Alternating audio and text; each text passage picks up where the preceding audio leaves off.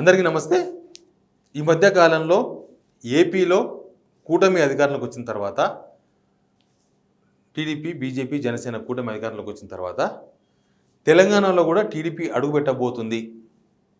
బీఆర్ఎస్ను replace చేయబోతుంది BJP. ఇక్కడ TDP గతంలో ఉన్నట్టుగానే మళ్ళీ బలం పుంజుకోబోతుంది. లేకపోతే బీఆర్ఎస్లో ఉన్న కొద్దిమంది టీడీపీతో అటాచ్మెంట్ ఉన్న నేతలు పోతున్నారు. మల్లారెడ్డి ఆ పార్టీకి ప్రెసిడెంట్ కాబోతున్నారు. ఇట్లాంటివన్నీ చాలా ఊహాగానాలు లాస్ట్ 3 రోజుల నుంచి మనం వింటున్నాం.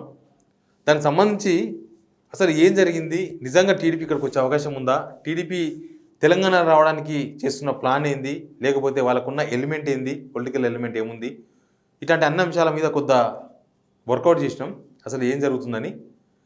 అసలు దీనికి బీజం వేసింది ఎక్కడంటే, రీసెంట్గా మనం ఒక వీడియో అందరూ చూసే ఉంటారు.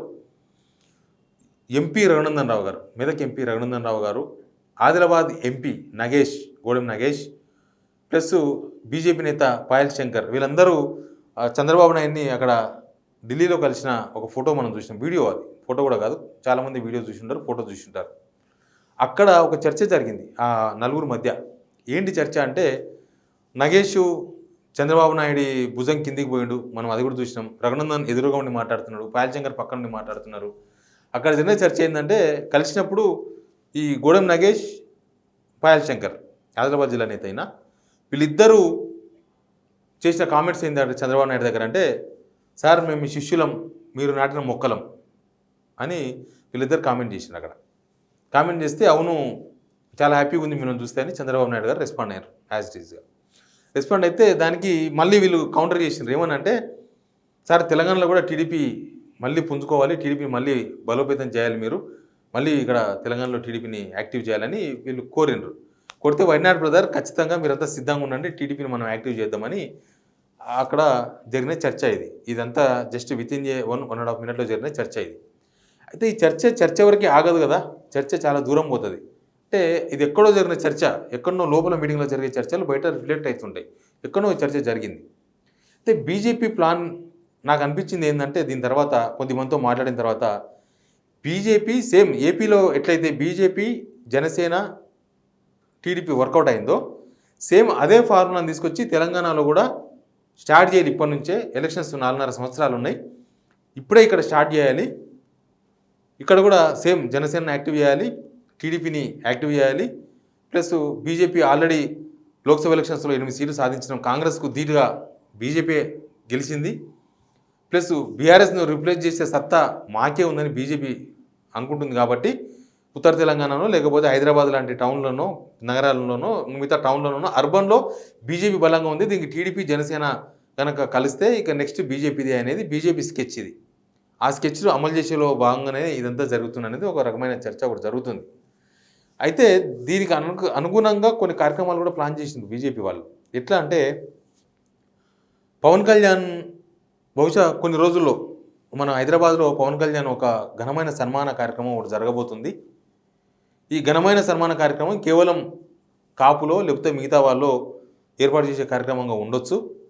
కానీ ఇక్కడ జనసేనను యాక్టివ్ చేసే పనిలో భాగంగా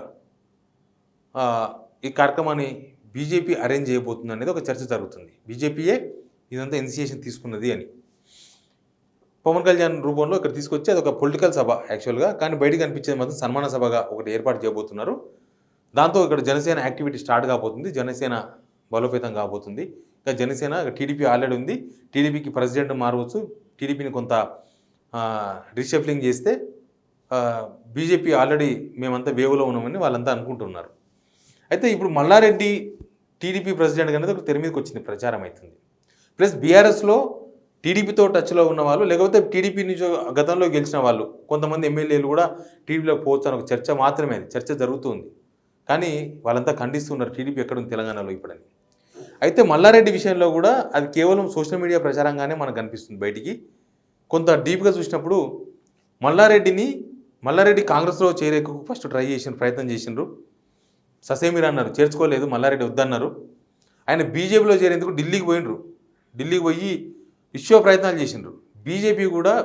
బీజేపీలో మల్లారెడ్డిని చేర్చుకునేందుకు సిద్ధంగా లేరు, వాళ్ళు రిజెక్ట్ చేసిండ్రు. ఎందుకు రిజెక్ట్ చేశారంటే, మల్లారెడ్డికి ఉన్న క్రెడిబిలిటీ, మల్లారెడ్డిని చేర్చుకుంటే క్రెడిబిలిటీ పోతుందని. ఇక్కడనేమో రేవంత్ రెడ్డి వర్సెస్ మల్లారెడ్డి. మల్లారెడ్డి ఎందుకు చేరాలనుకుంటున్నాడు అసలు? మల్లారెడ్డి కాంగ్రెస్ను బీజేపీ ఎందుకు చేరాలనుకుంటారంటే మల్లారెడ్డి ఆస్తులపైన జరుగుతున్న దాడులో, లేకపోతే ఆయన మీద వస్తున్న ఆరోపణలో ఇవన్నీ ఆయన నన్ను టార్గెట్ చేసినని అనుకుంటున్నాను మల్లారెడ్డి. కాబట్టి వీటిని తప్పించుకోవాలనుకుంటే పోతే కాంగ్రెస్ పోవాలి. డీకే శివకుమార్ని కలిసి వచ్చినారు, బెంగళూరు వెళ్ళి సెట్ కాలేదు అది. తర్వాత బీజేపీలో చేరే ప్రయత్నాలు చేసినారు, వాళ్ళు అసలు దగ్గర అనిస్తలేరు, బీజేపీకి ఇంట్రెస్ట్ లేదు. ఇట్లాంటి సిచ్యువేషన్లో టీడీపీ ప్రెసిడెంట్గా మల్లారెడ్డిని పెట్టుకుంటారా? మల్లారెడ్డిని పెట్టుకుంటే బీజేపీ యాక్సెప్ట్ చేయదు.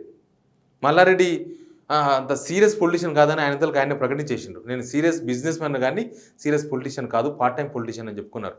పార్ట్ టైం పొలిటీషియన్గా మల్లారెడ్డిని టీడీపీ అధ్యక్షునిగా చేర్చుకుంటే డబ్బులు ఉన్నంత మాత్రాన వర్కౌట్ కాదు రాజకీయాలు. క్రెడిబిలిటీ ఇంపార్టెంటు, క్రమశిక్షణ ఇంపార్టెంటు, ఆయన మీద జనాలకు ఉన్న వ్యూ ఇంపార్టెంట్, చాలా ఉంటాయి ఇష్యూస్. ఇప్పుడు జనసేన అక్కడ ఎందుకు పవన్ కళ్యాణ్ 100% స్ట్రైక్ రేట్ వచ్చిందనంటే ఆ వ్యక్తికి ఉన్న క్రెడిబిలిటీ అది. కాబట్టి ఇక్కడ కూడా టీడీపీకి మల్లారెడ్డి పోతారు ప్రెసిడెంట్ అవుతారని కనుక ఇదంతా కథ జరుగుతుంది. ఇంకా ఎమ్మెల్యేల ఇష్యూ ఇప్పుడు టీడీపీ రాష్ట్రంలో లేదు. ఇప్పుడు ఎవరో వచ్చి టీడీపీని లేచే పరిస్థితుల్లో లేదు అనేది కొంతమంది అభిప్రాయపడుతున్నారు. ఆల్రెడీ పోతారు అని పేర్లు వినిపించిన వాళ్ళు కొంతమంది అభిప్రాయం బయటకు వచ్చింది. అయినా సరే టీడీపీకి ఎవరెవరు ఇప్పుడున్న బక్కన నరసింహలో లేకపోతే ఇంకెవరో ప్రెసిడెంట్గా ఉంటారు కదా, ఖచ్చితంగా పార్టీకి ప్రెసిడెంట్గా ఉంటారు. అయితే నెక్స్ట్ జూలైలోనో ఆగస్టులోనో జరగబోయే లోకల్ బాడీ ఎలక్షన్స్లో ఇదొక ప్రయోగంగా చూడాలి మనం. అక్కడ సక్సెస్ అయిన కూటమిని తీసుకొచ్చి తెలంగాణలో ఈ కూటమిని ప్రయోగించాలనేది బీజేపీ ప్లాన్గా మనకు కనబడుతుంది. ఏంటంటే రేపు జరిగే local body elections, sarpanch, MPTC, ZPTC ఎలక్షన్స్లో ఈ కూటమి పోటీ చేయించాలి.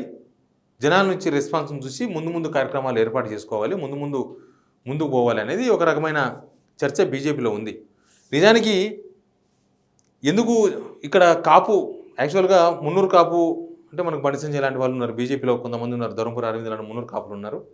జనసేన పవన్ కళ్యాణ్ కాపు సామాజిక వర్గం ఇద్దరు తోడైతే అక్కడ కాపు ఇక్కడ మున్నూరు కాపు ఒకటే అన్న ఒక భావన వాళ్ళలో ఉంటుంది. కాబట్టి ఇక్కడ పవన్ కళ్యాణ్ వస్తే ఇక్కడ ఇక్కడున్న మున్నూరు కాపులు కూడా బీజేపీకి ఆల్రెడీ అటాచ్ అయినారు. ఇంకా చాలా వరకు మున్నూరు కాపులంతా వన్ సైడ్ అవుతారు బీజేపీకి అనేది వాళ్ళ అంచనా. ఈ ప్రక్రియలో భాగంగా ఈ చర్చ జరుగుతుంది. టీడీపీ బలోపేతం అవుతుందా, టీడీపీని బలోపేతం చేస్తారా, టీడీపీ మళ్ళీ ఇక్కడ వస్తుందా, టీడీపీ ఇక్కడ వస్తే తెలంగాణ ప్రజలు రాణిస్తారా, లేకపోతే టీడీపీని తెలంగాణ ప్రజలు నమ్ముతారా? ఎందుకంటే మనమంతా ఉద్యమం చూసిన వాళ్ళం, ఉద్యమం చేసిన వాళ్ళం, ప్రతి ఇంట్లో తెలంగాణ ఉద్యమకారులే ఉన్నారు. కాబట్టి ఇట్లాంటి చర్చ జరుగుతుంది. టీడీపీ వస్తే ఏమవుతుంది, టీడీపీ వస్తే వాట్ నెక్స్ట్ రాజకీయాలు. దీనిలో రేవంత్ రెడ్డి పాత్ర లేదా అనే ఒక చర్చ కూడా ఉంది. రేవంత్ రెడ్డికి సంబంధం లేకుండా టీడీపీ ఇక్కడ ఏదో రాజకీయం చేసే ప్రయత్నం చేస్తుందా? దీనికి రేవంత్ రెడ్డి కూడా అవకాశం ఇవ్వచ్చు అనే చర్చనే ఉంది. ఎందుకంటే టీడీపీ, బీజేపీ, జనసేన ఈ కూటమి కనుక తెలంగాణకు వస్తే రేవంత్ రెడ్డి కూడా దాన్ని బయటికి స్వాగతించకపోయినా ఆయన చేయుతనిస్తారు, సహాయం చేయొచ్చు, అవకాశం ఉంది. చంద్రబాబు నాయుడుతో ఆయనకున్న అనుబంధం, సంబంధం అవన్నీ చెప్తూ ఉన్నారు. బట్ ఏం జరుగుతుందనేది చూద్దాం. మనమైతే ఇక్కడ టీడీపీని తెలంగాణలోకి తీసుకొచ్చే ప్రయత్నాలు బీజేపీ చాలా బలంగా చేస్తున్నట్లయితే ఈ డాట్స్ అంతా కలిపితే మనకు అర్థమవుతుంది. Please subscribe signal TV.